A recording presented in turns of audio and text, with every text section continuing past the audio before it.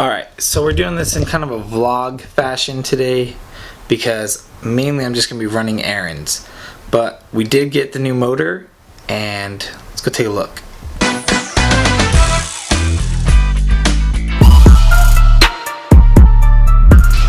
Okay, so the new motor just came in today. The guys just delivered it. They're really cool. It's here. They did the compression test. I FaceTimed them before they drove out here because otherwise I was gonna have to hook up the starter and the transmission and stuff just to do a compression test. So they did it, and it came out 150, 150, 160, 150, which is good compression for the motor, and we can still continue with the rebuild on the other sr20. So everybody's asking me what am I gonna do with that. I'm fine with rebuilding that. Once I get more money, I'll take it to a machine shop, have them fix the whole thing, and have them professionally rebuild it, and then that could go back in. If this YouTube channel blows up, then we could do an HKS 2.2 stroker kit on it, and then have like a sick built motor with like a giant turbo or something like that. And that'd be cool. So right now, Richard's going over the motor, telling me what we need to do to this motor to get it ready to swap in the car. Alright, so right now we're looking at the old motor, and there's this pipe that goes to like where the water pump is, and on the new motor they took that piece off, and it doesn't really look like a piece that's meant to be taken off and put back on. So we're gonna try to do that, but it may not work. So right now we're just trying to like heat it with a blowtorch, get the metal to expand, and we're gonna try to like hammer it out, twist it out, do whatever we can to get it out.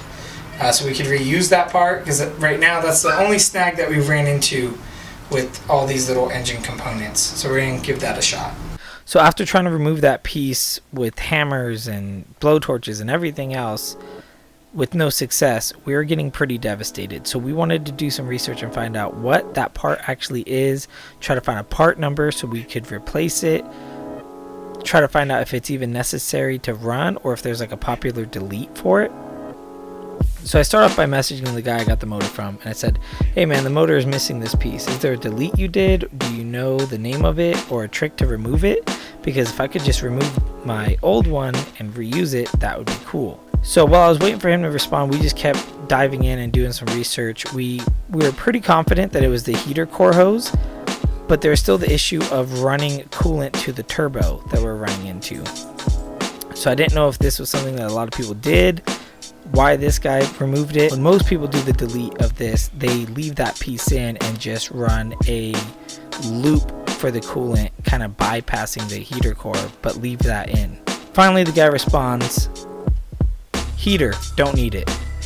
And this kind of gave us a little bit of relief, knowing that he was literally running the motor without this piece altogether. But that's where the night ended. And so the next day, it was my job to find something to plug that hole.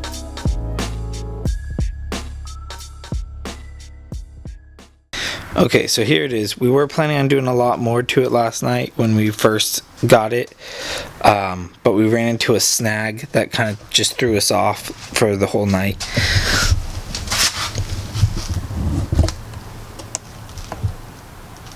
If you see in there that hole, well, that's not meant to be a hole. It's meant to have this hard line to it. And so I was like, we try to take this one out. It's a part that's definitely not supposed to be taken out and reused, but I tried to look it up online, couldn't find one anywhere. Couldn't find a replacement like at all, and I'm sure somebody has to make it somewhere, but I couldn't find one, and we couldn't get this one out. I honestly don't even know how they got it out of the motor in the first place, so I was kind of freaking out, trying to figure out what this hose is. And I was looking up like coolant diagrams and everything, trying to just see. And basically what that line is it runs along the motor around to the back, and it's the heater hose. It's the heater core hose, which I'm not going to have a heater in my car, so I don't really need it, which is cool. But when it comes back here, it splits off, and it also feeds coolant to the turbo, which, as you can imagine, is a little bit bigger of an issue. However, there's a bunch of people deleting it online because if you have an S14 water neck, you have a return line right there on the same size side as the turbo, so you can just run it straight to there. So and I do, so that's good. But we didn't know that last night. I just found that out this morning while I was drinking my coffee. So now my main issue is I need to get something to plug that hole. The guy that gave me the motor said he used a freeze plug. However, it's much smaller than like the standard freeze plugs that would go on this motor, so I have to find it some type of small little engine with tiny little freeze plugs. I'm also going to look at Home Depot at some like copper or brass couplings, see if I can get one of those. I measured the inside diameter. It's 17.68 millimeters, so I'm going to take my calipers with me and try to find one that would fit. Once I get that plugged up, then it will clean up the coolant lines that hang out under the intake a lot, so that's gonna be good. Okay, so that's where we're at today basically. And last night it was really cold and I could feel it in my throat, like sickness. So if I sound weird, I do apologize. If I seem unenthusiastic, that's also why. I'm actually super excited to get working on this motor, and I just feel like garbage, so that's what's up. So I'm gonna run out to the store, get something to plug that hole, pick up some stuff to clean up the greasy parts from this motor. I'm also gonna have to dig through my garage to find little missing parts like the oil return lines and stuff. I have them all, I just have to find them. So gotta dig through the garage and go through all my old boxes that I have to see if I actually still have them all or if I lost them somewhere. Eventually I'll be doing braided lines, like an aftermarket oil line and coolant line. But for right now I just want to try to get all the parts on the car to where it could, in theory, run like tomorrow. But probably not tomorrow, probably like next week.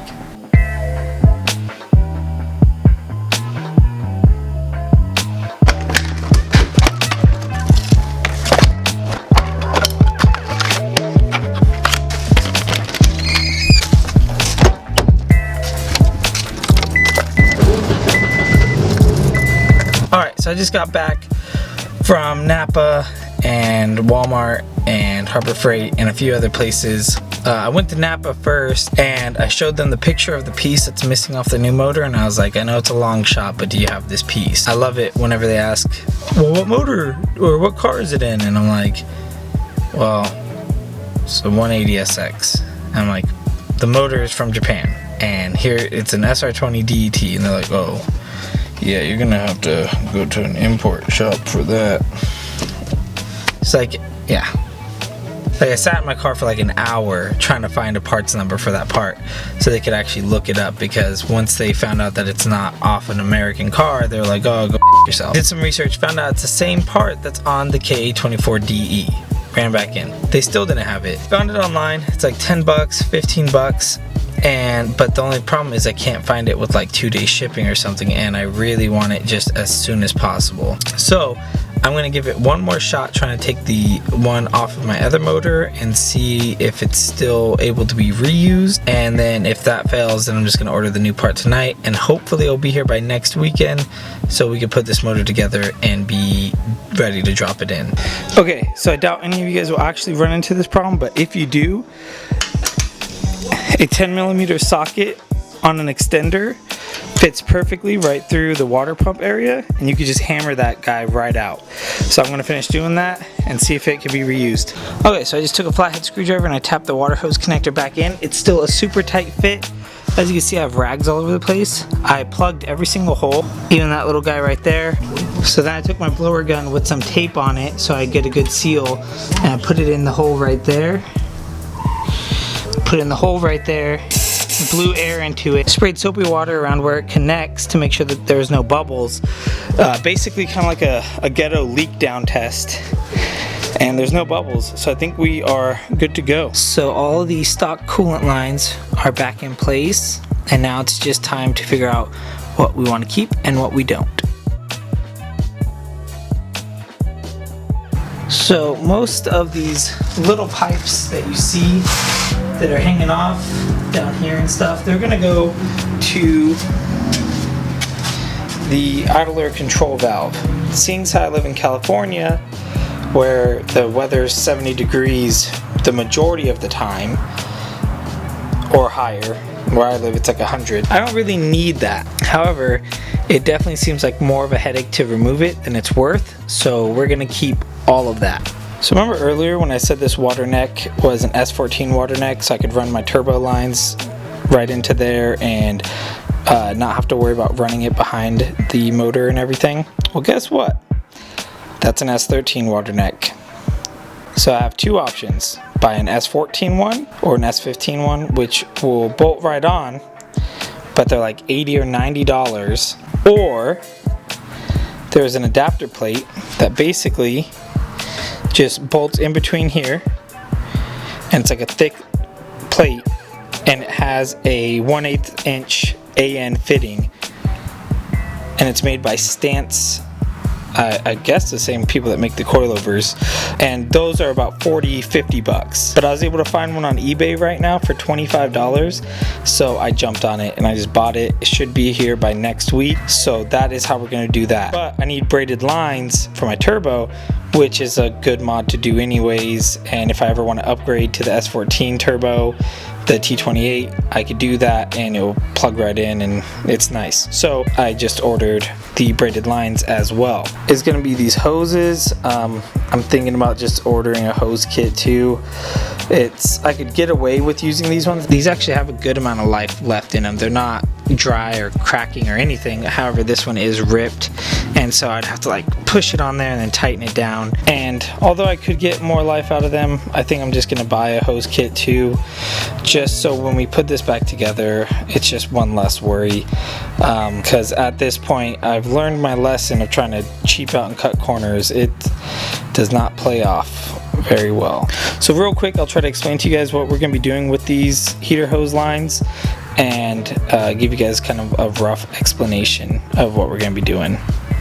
I just realized that that little pipe has a fat crack in it, so I'm gonna put a hose on it and just try to put the hose all the way past that crack and tighten it down, because I don't trust myself welding such a tiny little piece, and we're just gonna hope for the best. If that ends up not working, I can always take this little guy and weld it on, or have somebody weld it on. Okay, so right here we're looking at the back of the sr20. Here's the hose that connects to that piece that was giving us all the trouble earlier. This is the one that feeds around the back to the heater core on the passenger side of a Japanese right-hand drive 180SX. This little piece that breaks off is what feeds your turbo, and that's what was scaring me, is I didn't know how I was going to get water to my turbo to cool it until I found that adapter by Stance. So now that we have the adapter on the way and I'm not running a heater core, we don't need either of these pieces right here. So we could actually just cut this pipe right here, and we could run a U-shaped heater hose and just loop the feed right back in here.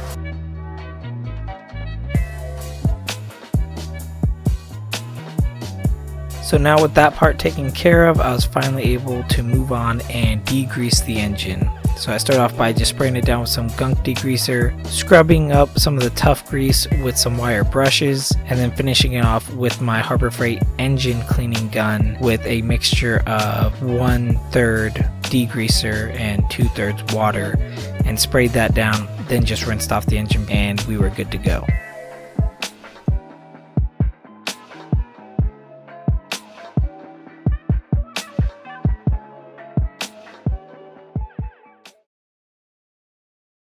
Real quick, I know that this video was not up to par with my production quality like it usually is, and the reason why is because honestly I'm rusty. I haven't made a video in like 3 months, so I just am out of it.